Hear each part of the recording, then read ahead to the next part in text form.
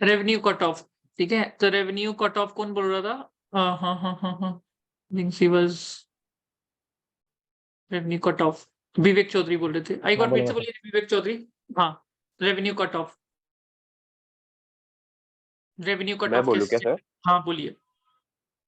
हाँ सर, हम लोग मार्च मंथ का लास्ट 5 to 10 बिल्स देख लेंगे एंड हम्म। अप्रैल मंथ का फर्स्ट 5 to 10 बिल्स देख लेंगे। हाँ एंड हाँ। वही पीरियड के को पर्टेन करता है वो इंश्योर करेंगे एंड उससे हम लोग देख लेंगे कि हाँ भाई बराबर पीरियड का रेवेन्यू है ये। हम्म। ठीक है।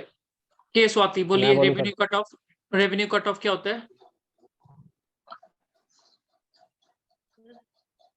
रेवेन्यू कट ऑफ, के स्वाति। अभी बोला, सुना नहीं आपने? मार्च एंड एंड अप्रैल फर्स्ट में। क्या अटेंटिव नहीं हो क्या? सर मार्च एंड तक बोले हैं, मार्च एंड में जो 5 to 10 days and April first 10 days. Cut off क्यों चेक करते हैं हम लोग? कट ऑफ का क्या मतलब होता है? पढ़े थे ना पहले, कट ऑफ मतलब क्या होता है? Cut off means certain limit, like whenever we admission इस कॉलेज में होता है जैसे कट ऑफ होता है। हाँ हाँ, बोलिए बोलिए, कोई दिक्कत नहीं है, बोलिए कोई दिक्कत नहीं है। सही बोल रहे हो जा, बोलिए बोलिए, क्या दिक्कत है? कट ऑफ होता है, हाँ। कट ऑफ नहीं नहीं, बोलिए ना, क्या बोल रहे थे? अच्छा बोल रहे थे, एडमिशन डेट का कट ऑफ होता है।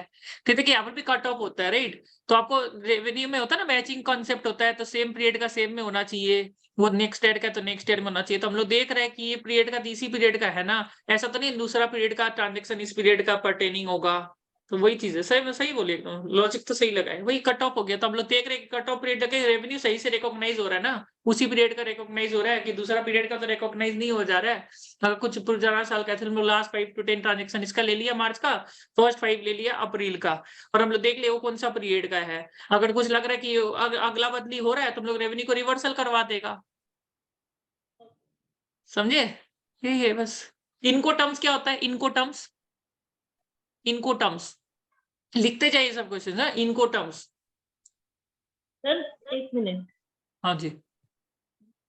सर रेवेन्यू कट ऑफ में जो मतलब अप्रैल फर्स्ट में जो देख रहे हैं, मतलब प्रीपेड एक्सपेंसेस अगर पे कर रहे हैं नेक्स्ट वीक का होगा तो हम वो करेंगे, उसी के लिए देख रहे हैं क्या?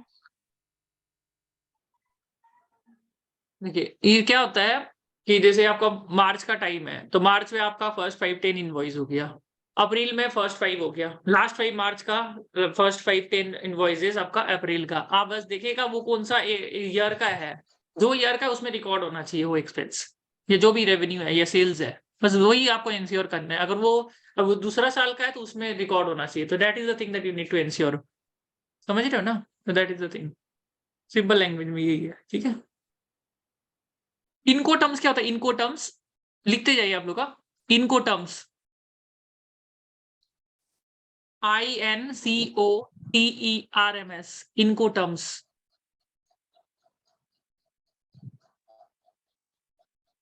नहीं पता ना? किसी को नहीं पता? इनको terms. Yeah, this is Anu.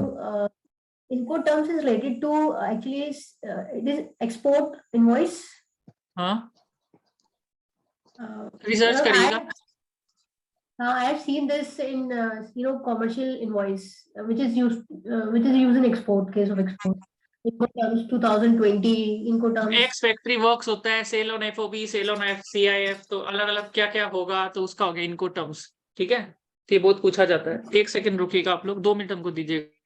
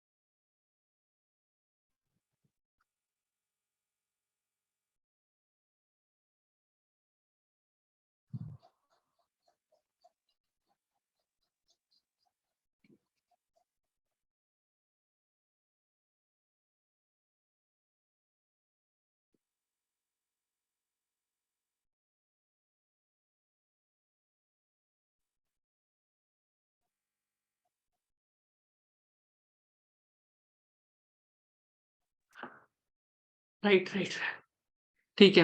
क्या चल रहा है, इनको टर्म्स पढ़ लीजिएगा, ठीक है। चलिए, सर इनको टर्म्स एक बार रिपीट कीजिए ना प्लीज। वो ना sale of FOB, sale of CIF, Google करिए, यूट्यूब करिए, ठीक है। ये सब चीज गूगल यूट्यूब करके निकालिए आंसर्स। देखिए, मेहनत करेंगे ना तो आपको याद भी जल्दी से रहेगा। जो चीज मेहनत से कोई इंसान हासिल करता है उसको जल्दी से वो खोता नहीं है, ये भी बात है, ठीक है। और क्या था, अजर्शंस बोल ही दिए, ठीक है। सबीना, आपसे बात नहीं हुआ अभी तक एक बार भी। सबीना, आपने क्या क्या पढ़ाई की है? सर मैंने स्टैट ऑडिट में बस 109 इंडियाज की प्रेपरेशन बाकी है, बाकी हो और गया। बाकी हो गया, बस 116 की है, आपकी वीडियोस लगाई है, मेडिलिटी वगैरह का, अमेंडमेंट शेड्यूल 3 ये सब कर दिया। पर फिर भी काफी। मतलब वन हाफ मतलब 1/4 पढ़ा है। 109 देखना मैंने, और असर्शन की एग्जांपल लिखनी है मैंने हर के आगे, बस ये पेंडिंग। बाकी होनहार स्टूडेंट है, देखिए ऐसे होना पड़ता है। अब सवाल पूछेंगे तो एकदम फटाफट आंसर भी देंगे ये लोग, है ना। मैं तो तो कुछ थोड़ा रिमाइंड कर रही हूँ, याद कर रही हूँ मैं ठीक है। सारा चलिए, याद है। फिक्स्ड एसेट का ऑडिट कैसे होता है बताइए? फिक्स एसेट का ऑडिट, फिक्स एसेट में हम पहले तो जो अभी आप लोग इनका सुनेगा उसका हम किसी को भी पूछ सकता है, तो पूरा एकदम हम किसी को भी पूछ लेगा, और नहीं जवाब देने से हम लोग बेइज्जती कर देते हैं। पलक गुप्ता, नेहा तिवारी, एकदम मंसूल है, तो थोड़ा सा एकदम अटेंटिव होके फिक्स्ड एसेट का ऑडिट बताइए, क्या क्या चीज चेक करेंगे एकदम। आशीष, बोलिए, फिक्स आशीष कि मैं थोड़ा जोर से बोलिए। क्या होता है ना, फिर बहाना कर देता है, हमको सुनाई ही नहीं दिया क्या बोला सामने वाला, इसलिए बोला थोड़ा जोर से बोलिए। खाना तो खा ही लिए, जोर से बोलिए एकदम। हाफ तो नजदीक एकदम लंच ही कर लेते हैं, साढ़े 11 बजे इतना जल्दी कैसे कर लेते हैं? जिन पे आदत पड़ गई हमको लगता है। चलिए, बोलिए सबीना। जी, फिक्स एसेट में अगर हमने ऑडिट करना है तो हम दोनों इंडियाज भी लगाएंगे और एसटी भी लगाएंगे। जो एसटी अगर इन्वेंट्री है फिक्स एसेट में, तो इन्वेंट्री चेक करने के लिए जो 501 में दिया हुआ है कि फिजिकल वेरिफिकेशन चेक करेंगे मैनेजमेंट की, कि उन्होंने कंडक्ट कैसे की है, उनके टेस्ट ऑफ कंट्रोल देखेंगे, वो रिपोर्ट आती है फिजिकल वेरिफिकेशन की, स्टॉक सही है, क्वांटिटी सही है, रेट सही है, मतलब रेट की कैलकुलेशन कैसे की है, वैल्यूएशन कराई है उसकी या नहीं करवाई, ये चेक करेंगे। और उसकी और अदर जैसे है पीपीई, उसकी हम डेप्रिसिएशन चेक करेंगे कि जो इंडियस कहता है amortization, depreciation method, WDP revaluation लगाई है या कॉस्ट मेथड पे लगाई है, तो वो इंडियस अगर एप्लीकेबल है तो वो भी चेक करेंगे। ये कॉस्ट सारा हम मेथड क्या ऑडिट होता है करते। बताइए, कॉस्ट मेथड में कैसे चेक करेंगे? कॉस्ट कॉस्ट मेथड में सिंपल हम जो कॉस्ट आ रही है, फॉर एग्जांपल अगर हमने कोई भी मशीन है केस आती है, 10 नोट्स लाख की खरीदी बनाइए, है। नोट्स बनाइए। आप तो सुन रहे, भगवत गीता नहीं चल रहा है, नोट्स थोड़ा थोड़ा बनाइए, जितना समझ में आ रहा होता है तो बनाइए एकदम। हाँ, चलिए बोलिए। हाँ, कॉस्ट मेथड में अगर हमने फॉर एग्जांपल कोई मशीन 10 लाख की परचेज की है, तो हाँ, वो 10 लाख में ही डेप्रिसिएशन स्टेट लाइन हाँ, मेथड पर लेस होएगा। रिवैल्यूएशन मेथड में WDP में से माइनस करेंगे हम। और क्या चेक करेंगे डिप्रिसिएशन में? हाँ, कि मोनिका गौतम आपका किस चीज का इंटरव्यू है? 1 मिनट रुक जाइए। मोनिका गौतम, कौन सी इसका इंटरव्यू है आपका? Stat audit. स्टैट ऑडिट ही तो हो रहा है, पढ़िए अभी हम वही है, आपको 2-4 सवाल पूछ लेंगे। चलिए, स्टैट ऑडिट में क्या क्या पढ़े आपने? इंटरव्यू कौन सा, अक्रू प्रो का है क्या? अक्रू प्रो, हाँ सर। अक्रू प्रो का भी, साक्षी का भी होगा, ठीक है। इंटरव्यू दे रही है वो, उसको पूछ लीजिएगा जाके। फिर अभी इंटरव्यू दे देगी हाँ आधे सर। घंटा में, तो हो जाएगा आपका। फिर वही सवाल आपको पूछेगा। देखिए, ये तो टेक्निक है, हाँ वो पढ़ ले, सर, हो गया उसका काम खत्म। सेकंड राउंड है, मेरा फर्स्ट है। हाँ, तो फर्स्ट राउंड में पूछ लीजिए, क्या पूछा था उसको फर्स्ट राउंड में? सर ज्यादातर आर्टिकलशिप एक्सपीरियंस का ही पूछा है, और और और TDS वगैरह का पूछा था। बाकी टीडीएस क्या ज्यादातर पूछा? आर्टिकलशिप। टीडीएस में क्या पूछा? वो कुछ ऑपरेटिंग एक्सपेंसेस करके लिख रखे थे रिज्यूमे में उसने, तो उससे हाँ हाँ, रिलेटेड पूछा था, TDS कैसे चेक करना है, ये सब। और क्या सर पूछा? यही बताया था सर। ठीक है, आपको पूछेगा कि आप इन्फोसिस छोड़ के स्टेट ऑडिट में क्यों आ रहा है, क्या बोलोगे? My area of interest lies in stat audit, so I'm trying, and till now I did not get opportunity. So अच्छा से for the बोलिए, first time, why you leaving Infosys and joining stat audit? my area of interest lies in statutory audit. Till now I have not got the opportunity, and this is the first time I have got opportunity Why to enter you into this joined field. Infosys in the first place? To have an exposure to work for big clients, and In 6 months you got the exposure. no, यही तो देखा, ऐसे करके दो लोग डरा देगा आपको, समझे? तो like it was my first job actually, so that time I had to get into that, and it was first job is always emotional also, so I had to get into that job. My parents also told me कि हाँ, this is Infosys good company, and the company is good, the experience is also good, but somehow my interest was in state audit in my articleship period. I said ना, मेरा प्यार उसमें था, मेरे को बाद में पता चला प्यार. I was somehow everything was going good. The people were good. The work culture was good. The working was good. The company is good. But somehow my interest was not out here. I somehow तो होता है ना, जो अपने वो ऐसे करके आपको बोलना है. तो पिक्चर तो देखते हैं ना कि सब कुछ सही है, बट क्या हुआ आजकल होता है ना कि 20-30 साल बाद क्या हो जाता है लोगों का, कि सब कुछ सही है बट interest change हो जाता है. सब कुछ सही चल रहा है, पर फिर भी होता है ना, आजकल होते रहता है ये सब चीज, सब कुछ सही है but then also everything was good, okay, but somehow the interest was not there. 30 years के बाद हो जाता है, okay? ये तो आपको ऐसे ही बोलना है कि everything was good. This was my first job, so I had accepted this offer letter. I consulted my parents also, and Infosys is a good company. But after 6 months, I realized my interest was in state audit because I have done this only in my articleship. So that's why I wanted to get into out here. ऐसे करके आपको बोलना है. ये सब question difficult होता है सबसे ज्यादा. क्यों पूछ रहा है ये सवाल? क्योंकि उसको लग रहा है यहाँ पर भी ऐसे ही करेगा, अब इधर घुस के भी ऐसे करेगा, यहाँ पे 6 महीना कर लिया, अभी 6 महीना करेगा, हर जगह 6 महीना करेगा. मतलब समझ रहे हो ना मेरी बात को? जेनपैक्ट के लिए भी ऐसे ही याद रख लीजिएगा. जो छोड़ के आ रहा है ऐसे करके कि मेरे को अच्छा लगा, कंपनी अच्छा था, everything was very good, people were good, culture was good, everything is good, okay? भोजन बदनाम ही नहीं करना एकदम भी, everything is good, but somehow my interest was not out here. I later realized that, and I'm a CA fresher right now, so it took me time to understand my passion. समझ रहे हो चीज को? ऐसे करके बोलना है. बोल दो कि फिर से बोलिए, स्टार्ट बोलिए, एक्सप्रेशन के साथ बोलिएगा ऊपर से, ठीक है? बोलिए. एक आपका प्रॉब्लम हमेशा मैंने देखा है, आपका चेहरा दिखाई नहीं देता है. देखिए अभी निशा का चेहरा दिखाई दे रहा है. आप लाइट को थोड़ा सा सर, सही वो करिए. हाँ, ब्लर हो रहा है सर बैकग्राउंड, इसलिए. लाइट लगाइए, लाइट अच्छा से लगाइए घर में. लाइट का जगह बैठिए, थोड़ा सा आपका चेहरा दिखाई दे, बहुत जरूरी होता है. बोलिए ये आंसर वेरी इंपॉर्टेंट. कोई भी है ये चीज पूछेगा, why you leaving your existing company to this company? बोलिए. Sir, my area of interest lies in statutory audit. During articleship also, I have done major portion of statutory audit only. I accepted the offer of Infosys for having more work exposure, and everything was fine. Everything was going fine with the company, with my workplace, with the colleagues. But later on, I realized that my interest lies in statutory audit. So I have decided to. My passion was out here only. ठीक है, why did आपको question आपको पूछेगा, ठीक है? ऐसे करिए, internal होगा तो internal. Okay, what passionates you in state audit? Why state audit? So the compliances we check Sir, in the because I statutory got audit. exposure in stat audit mainly during my articleship. Why, what fascinates you in state audit? What is the thing that you like in state audit? पूछेगा, बोलिए. So the compliances related to Companies Act that we check, and all the statutory compliances. और क्या बोलेगे इसमें?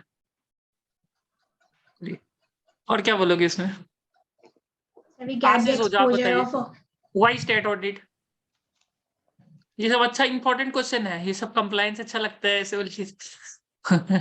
Okay, why state audit? Ashish Ojha, पूछ लीजिए. Why internal, stat why audit- एकदम बहुत important होता है। Why this company, why why why why बहुत पूछते हैं सर- लोग, याद रखिएगा। ठीक है, why state audit, why you stat left audit Infosys, why Genpact, why this, why your name is this, why this, why बहुत पूछते हैं, याद रखिएगा। why एकदम याद रखना है हर चीज का, ठीक है। okay, why state audit? बोलिए आशीष। stat audit is more about figures and they are linking in financial statements. So I like Ind AS वगैरह, ये बोल सकते हैं। देखिए मन ही नहीं कर रहा है बोलने का। पहले तो एक्साइटमेंट लाना बहुत जरूरी है। जब सर बोलोगे तो अच्छा लगना भी चाहिए कि हाँ एक्चुअली मन भी है जाने का। बोलिए Sir, stat audit gives exposure to understand various business industries and clients. Various हाँ ये बोल सकते हैं, अच्छा लग रहा है ये डिफरेंट various डिफरेंट business आपको बिजनेस के बारे में आइडिया हो जाता है। आप डिफरेंट डिफरेंट क्लाइंट्स करता है, हर क्लाइंट में कुछ चैलेंजेस अलग होगा। there will be different challenges out here in each and every client. We learn Ind AS, IFRS, different things, Companies Act, so many things we have to, our all CA final syllabus is checked out here, ठीक है। तो अलग अलग business क्या sectors का कैसे exposure हाँ होता है। हाँ फाइनेंशियल्स में आप डील करते हो तो you get a lot of knowledge out here. Your syllabus is revise nicely, ठीक है। सर कैसे करें ये भी तो बोल सकते हैं, हेलो बोलिए, हाँ बोलिए। ये भी तो बोल सकते हैं from the very beginning I wanted to be in this profile but I am not getting the opportunity to be in this profile. वो तो बोलेगी पर वाई पूछ रहे, why you want this, okay okay. Why internal audit पूछ ले तो क्या बोलोगे? इंटरनल ऑडिट इंटरनल ऑडिट में भी सेम ही है, बिजनेस स्वाति एक्सपोजर मिलता है। Notes, Swati notes. Sir internal audit, हाँ internal audit we also got exposure to understand different businesses, business processes and clients हाँ in डिफरेंस क्या है दोनों में? आप स्वाति बताएगा। स्वाति स्टेट इंटरनल ऑडिट में क्या डिफरेंस है बताइए। नहीं आता है बोलिए क्या आता है डिफरेंस स्टेट एंड इंटरनल में? स्माइल अच्छा देते हो, ये चीज है। आंसर आई चाहिए, स्माइल जरूर दे देते हो, ठीक है। हाँ हाँ बोलिए। आपको इजी सवाल पूछेगा इंटरव्यूअर, हमेशा याद रखिएगा। आपका ये जो स्माइल के कारण बोलेगा ठीक है इसको ले ही लेते हैं, स्माइल अच्छा दे रही है बस। बोलिए बोलिए बोलिए। हाँ दिस इज फर्स्ट क्लास। नहीं पर स्टेट इंटरनल में क्या फर्क होता है नहीं पता आपको? कुछ भी याद नहीं है? क्या होता है डिफरेंस? ठीक है अब आप पल्ला गुप्ता को पूछेंगे what is the difference between state and internal audit. बोलिए। stat में हम अब आप ये बोले कि internal आंसर controls- सुनेगा अच्छा से। अब बोलिए बोलिए। सर इंटरनल ऑडिट में बेसिकली हम इंटरनल कंट्रोल्स जो है जो ऑर्गेनाइजेशन या हमारे क्लाइंट ने लगाए हैं ताकि वो अच्छे से परफॉर्म कर सके अपनी एक्टिविटीज। और स्टेट में? वो इंटरनल सर स्टैट में हम लीगल कंप्लाइंस जो इंड एएस वगैरह एएस जो एप्लीकेशंस होती है वो जो क्लाइंट है वो सही से कर रहा है वो चेक करते हैं। कंप्लायंस फाइनेंशियल्स का ऑडिट हो गया। इंटरनल ऑडिट में घुस जाता है पूरा बिजनेस प्रोसीजर्स के अंदर में। आप लोग बिजनेस का एक एक चीज के बारे में अच्छा से इंडिया एनालिसिस करता है ना। और स्टेट ऑडिट फाइनेंशियल्स का ऑडिट है, मतलब फाइनेंशियल्स वगैरह का ऑडिट। ठीक है स्वाति, समझ में आया ना आपको? बोलिए क्या होता है स्टेट इंटरनल में, क्या फर्क है? पूछ रहे हैं हाँ हाँ आपको बहुत पूछेगा अभी हम। बोलिए। इंटरनल ऑडिट में वो इंटरनल का सब कुछ है, स्टैट्यूटरी ऑडिट में कंप्लायंस, कंपनी का कंप्लायंस सब। देखो नाम में सब कुछ है। स्टैट्यूटरी का इंग्लिश में मीनिंग तो पता ही है आपको क्या होता है। As per the law, compliance नाम से ही है। Internal control. अभी हम आपका इंटरनल ऑडिट कर रहे हैं, अब इंटरव्यू में जाके आपका स्टेट ऑडिट होगा। इंटरव्यू वाला जो आपका वो स्टेट ऑडिट करेगा एक्चुअली में। हाँ आपका इंटरनल ऑडिट कर रहा है, आपका इंटरनल चेकअप कर रहा है, आपको क्या आता है क्या नहीं आता है। ये जो स्टेट ऑडिट आपका जब करेगा जाके वहां पर में आपका गलती निकालेगा तो उससे पहले बच जाए आप। समझ रहे हो ना? इंटरनल ऑडिटर क्लाइंट को बचाता है और जो स्टेट ऑडिटर है बस समझ लीजिए, ठीक है, वो दे देगा खाली ओपिनियन। या तो देगा कौन सा ओपिनियन होता है बताइए? ओपिनियन कितना लेवल का ओपिनियन होता है? सर Modify and unmodified और opinion.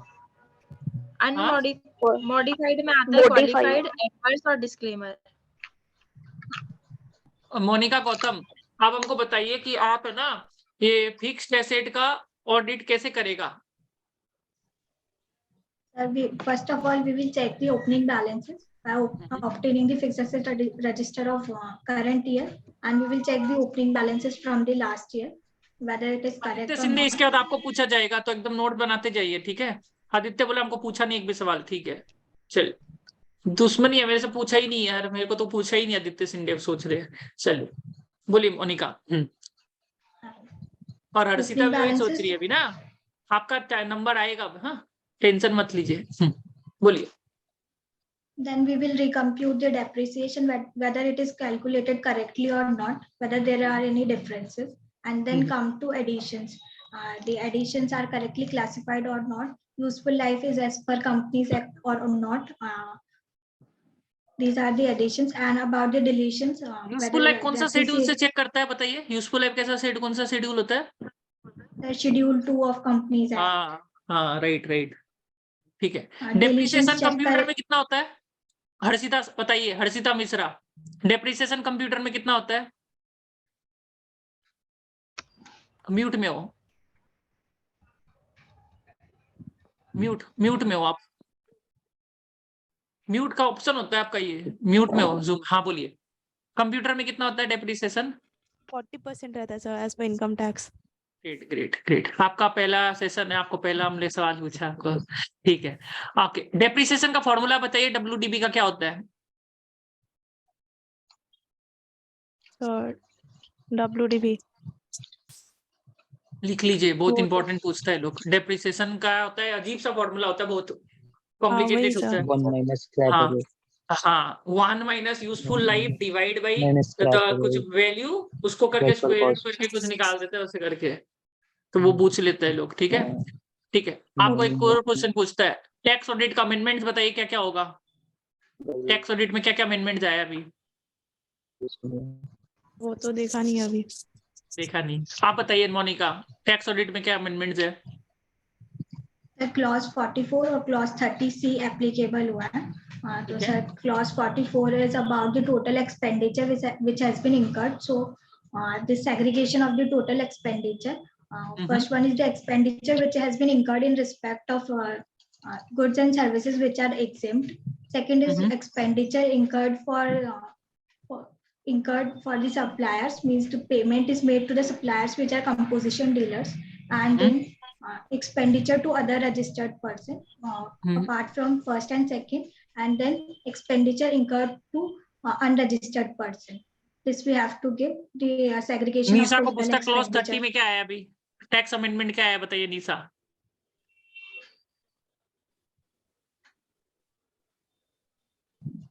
निशा बताइए, टैक्स ऑडिट में क्या अमेंडमेंट्स आया है? सर टैक्स ऑडिट में क्लॉज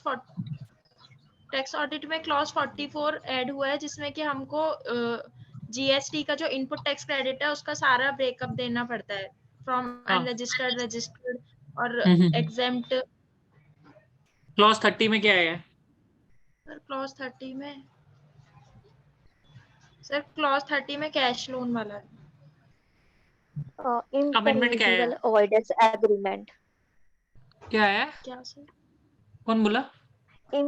Impermissible avoidance agreement अगर कंपनी एंटर करती है तो 30th C क्लोज वो आया। क्या है ये? फिर से बोलिएगा।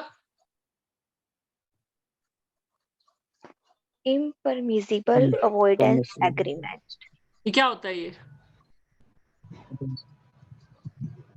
होता क्या है? कंपनी एंटर कर जो ट्रांसफर प्राइसिंग में हमने पढ़े थे कि इन परमिसिबल अवॉइडेंस एग्रीमेंट है, उसमें था कुछ पॉइंट, तो वो एंटर करती है कंपनी तो उसकी डिटेल देना, जो जिस पे ट्रांसफर प्राइसिंग लगता है मेनली उनके लिए है। ट्रांसफर और प्राइसिंग क्या से अमेंडमेंट आया related है टैक्स ऑडिट में? और क्या अमेंडमेंट आया टैक्स ऑडिट में? बस 2 ही है ये। सर। और कोई अमेंडमेंट नहीं है टैक्स ऑडिट में? CSR amendment. ये एक्रूप्रो का हम लोग ग्रुप में डाल दिए, आपको दे देगा निशा, टेंशन नहीं है। सर मेल आईडी नहीं है, नंबर दिया था वो नंबर व्हाट्सएप पे नहीं है, उस पे मैंने मैसेज किया। मोनिका थोड़ा हेल्प कर दीजिएगा मेल आईडी देने में ग्रुप में, ठीक है? Okay. ठीक है ठीक है। और क्या बोल रहा था? तो ये पढ़ लीजिए टैक्स ऑडिट अमेंडमेंट्स। हाँ, आदित्य सिंधे, आपको तो अभी क्या क्या पढ़े हो आपने? ऐसा पढ़े नहीं हो, कल ही लिए थे आपका। फिर आपको क्या आता है अच्छा से, वही पूछ लेते हैं आपको। सर आर्टिकलशिप में मतलब income tax return filing, GST return filing किया है, टैक्स ऑडिट में भी थोड़ा बहुत काम किया है, और कॉन्करेंट ऑडिट। Very good. और ठीक है, लास्ट 6 मंथ में इनकम टैक्स में क्या मेजर अमेंडमेंट आया है बताइए? इनकम टैक्स में क्या अमेंडमेंट आया और इनडायरेक्ट टैक्स में क्या क्या अमेंडमेंट्स आया? कुछ तो याद होगा, कुछ तो। ये सब सवाल पूछते हैं हम, जितने भी सवाल आप लोग को पूछे हैं अभी यहाँ पर मैं, और ये अगर इंटरव्यू हो गया आप लोग का और आप लोग नहीं जवाब दे पाए तो हमसे बर्बाद आदमी कोई है ही नहीं। इतना झाड़ेंगे आपको, इतना झाड़ेंगे कि आप रोते रह जाओगे फिर उसके। ये सब जितना भी सवाल पूछा है ना अभी तक आप लोग को, इसका जवाब आप लोग को ना नेक्स्ट 24 से 48 आवर के अंदर में निकालना है, क्योंकि ये सवाल ही पूछा जाएगा उधर में और बोलेगा we will get back to you, we will get back to you, you need to improve your knowledge, we'll get back to you, will you improve your knowledge, we'll get back to you। अच्छा लगेगा नहीं अच्छा लगेगा, right? तो 24 से 48 hours के अंदर में सारा आंसर का जवाब एकदम पता होना चाहिए। कॉल वॉल का टेंशन नहीं है, एक ही चीज का टेंशन है कि आंसर पता होना चाहिए सब चीज का। और ऐसा नहीं होना चाहिए हम बुक देख के पढ़ेगा जैसे पलक कर रही थी, गूगल करके बता देते आपको आंसर। ऐसे तो नहीं चलेगा ना, इंटरव्यू है ना। रुकी 2 मिनट, हम गूगल करके आपको बता देते हैं आंसर, नहीं चलेगा, राइट? तो विच इज नॉट एक्सेप्टेबल ये लोग का, ठीक है। ओके, एक होता सर है मुझे क्वेश्चन पूछने का था। क्वेश्चंस आपका लेगा सर, सेशन के बाद, सारा क्वेश्चंस आप लोग लेगा सेशन के बाद। अभी हम टैक्स लोग ऑडिट के क्वेश्चन रिलेटेड ही पूछना था इसके लिए। सब कुछ हम एक आपको सेशन के बाद, अभी हम लोग क्वेश्चन पूछते हैं सबसे। रिवर्स चार्ज मैकेनिज्म क्या होता है जीएसटी में, कौन बताएगा? अभी पूछा है ये सर, सब रिवर्स चार्ज। सर नॉर्मली जो सप्लायर होता है वो जीएसटी चार्ज करता है कस्टमर से और गवर्नमेंट को पे करता है, पर रिवर्स चार्ज मैकेनिज्म के केस में जो बायर होता है, जो रिसिपिएंट ऑफ सर्विसेज है, वो जीएसटी चार्ज करता है और अपने आप पे करता है इनवर्ट सर्विसेज पे। एग्जांपल दीजिए रिवर्स चार्ज मैकेनिज्म का सर्विसेज का केस में। सर जैसे अगर जीटीए कोई सर्विस अनरजिस्टर्ड होगी, ई कॉमर्स सर्विस होगी। हाँ जी, अभी पूछा जीटीए ये सब सवाल सर्विस पता है? होगी। अभी ये पूछा गया है एक जन जीटीए को, उसको सर्विस 15 लाख रुपया मिला था ये सब सवाल जवाब देने का। Reverse charge services, post courier services होगी गवर्नमेंट की, और एक मोटर कैब है अगर फ्यूल चार्जेस इंक्लूडेड है। देखिए मैं एक तो बात बता उसमें रहा हूँ, मैं एक ही चीज आप लोगों को बता रहा हूँ, जो भी सवाल मैं पूछ रहा हूँ ये सवाल का पैसा मिलने वाला है आप लोगों को, जैसे कौन बनेगा करोड़पति का तरह हो गया। तो अभी क्या है ना, आप लोग को अगर याद करना है कोई भी चीज तो उसको बैंक अकाउंट का नंबर, पैन कार्ड का नंबर, अपना घर का एड्रेस का तरह याद करने का कोशिश करिए। तो इससे आपको पैसा आएगा, लक्ष्मी आएगा, इससे आपको कंपनी में लगेगा जॉब। तो आपको भूलना नहीं है ये सब चीज, जो भी पूछ लिया जाए आपको इसको इज्जत देना है, क्योंकि ये एग्जाम नहीं दे रहे हैं कि एग्जाम में क्या होता है ना 100 में 50 मिल गया पास हो गया। इंटरव्यू में ना 100 में 100 लाना पड़ता है या 90 तो लाना ही पड़ता है। आप बोल नहीं सकते ये तुम पढ़ के नहीं गया था, देख हम तो पास हो गया, हम तो पास हो गया, हम तो पढ़ के नहीं गया था, ऐसे नहीं बोल सकते हो। याद रखिएगा 100 में 90 तो लाना ही पड़ेगा कम से कम। ऐसे नहीं बोलते कि हम पढ़ के गए, हम तो पास हो गया ना, ऐसे बोल नहीं सकते हो। You have to remember everything. Maths बना रहे हो क्या? एंजॉय कर रहे हो क्या? वही चीज है, नहीं तो रिजेक्ट हो जाओगे, we will get back to you बोल देगा। आपको लगेगा यार सारा आंसर देना जरूरी थोड़ी ना है, पर ये लोग को जरूरी है, राइट? तो अभी टैक्स ऑडिट का अमेंडमेंट्स नहीं आ रहा है सबको, ठीक है। शेड्यूल 3 में क्या अमेंडमेंट्स है मोनिका बताइए? पहले उससे पहले बताइए ग्रुप रो के बारे में आपको क्या पता है, हम लोग का कंपनी के बारे में? What do you know about our company? Recupro is a company which is into providing financial services, tax advisory, auditing, taxation, and it consists of 70 plus of professionals. It is located in Gurugram. और इनका business क्या चीज का है? So financial services provide कर रहे हैं, advisory, taxation, accounting और auditing. इंडेस 115 बताइए क्या होता है? इंडेस 115 में इनका फाइनेंशियल सर्विस सेक्टर में क्या फर्क पड़ने वाला है? What is the impact of India 115 on financial service sector?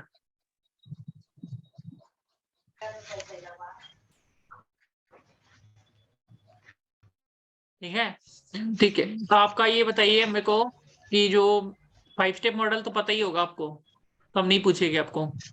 हाँ सर। आप हमको बताइए ये इंडेस है जो 115 है, जो वारंटी होता है उसका क्या ट्रीटमेंट होगा एज पर इंडेस 115?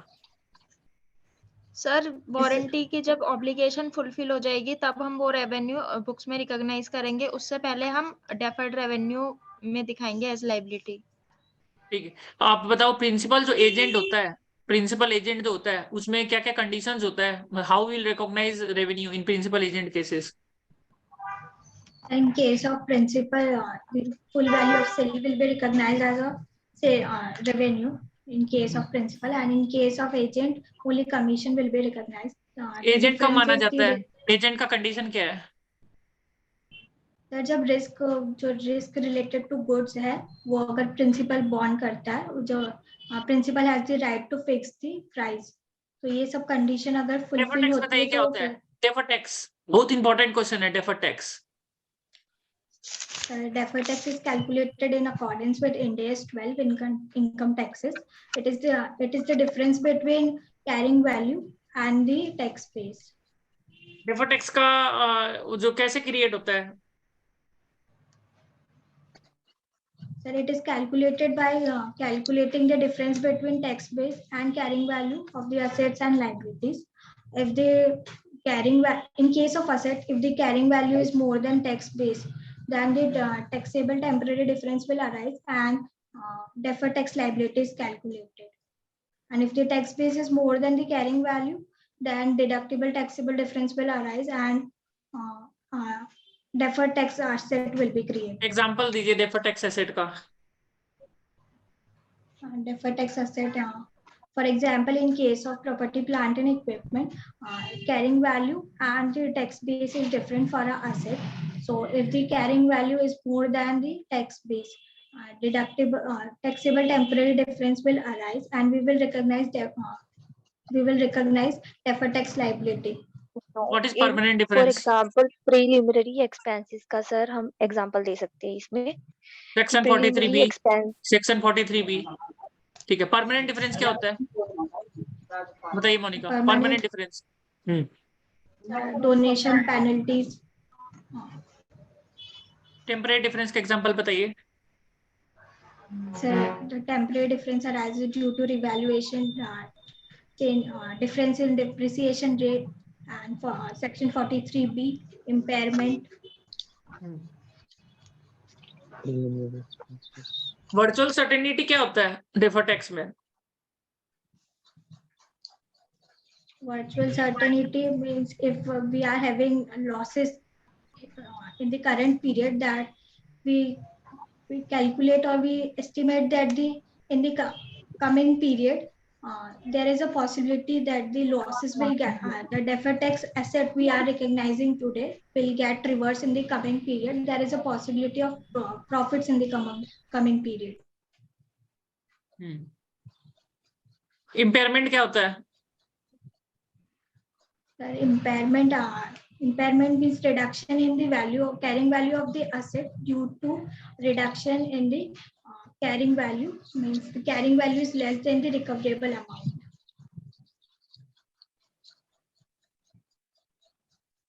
इम्पेयरमेंट का एग्जांपल दीजिए।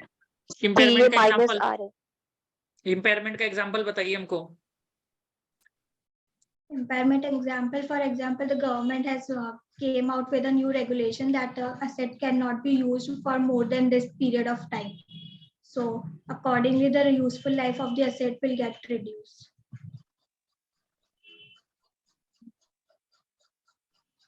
जर्नल एंट्री बताइए in the books of Lacy, इंडेस 116। At the time of recognition, initial recognition, the right of use of asset account debit to lease liability will be recorded. ROE asset कब create नहीं करना पड़ता है बताइए? In case of lessee, there is a exemption available to lessee, optional. There are two conditions: when the asset is of low value and the lease period is less than 12 months. In that case, lessee has an option. Lessee has an option to not apply this Ind AS 116.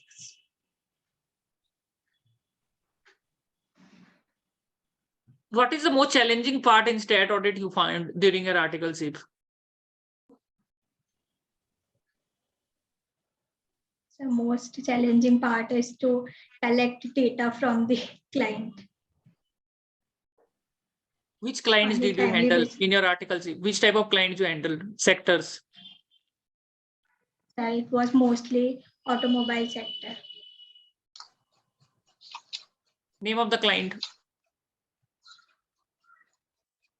It was an authorized automobile dealer of Maruti Suzuki India Limited. Name cannot be disclosed. Okay, what were the observations in this client? That I was responsible for the audit assignment of a branch. So the client, for the client, there are 18 branches, or we can say 18 units. So I was responsible for the audit of a workshop unit. During the audit, the major observation was in case of debtors. In case of debtors, the debtors were outstanding for a long period of time. There was no follow-up for the debtors. So in that case, I worked on it, and segregation of the debtors on the basis of the time they are outstanding, that is the aging.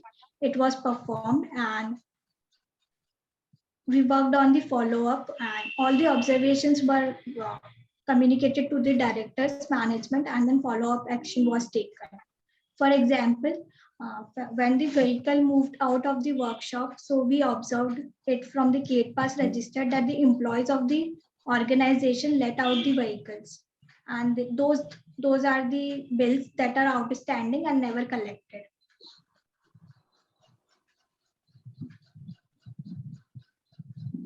What commitment can we expect from you in this firm?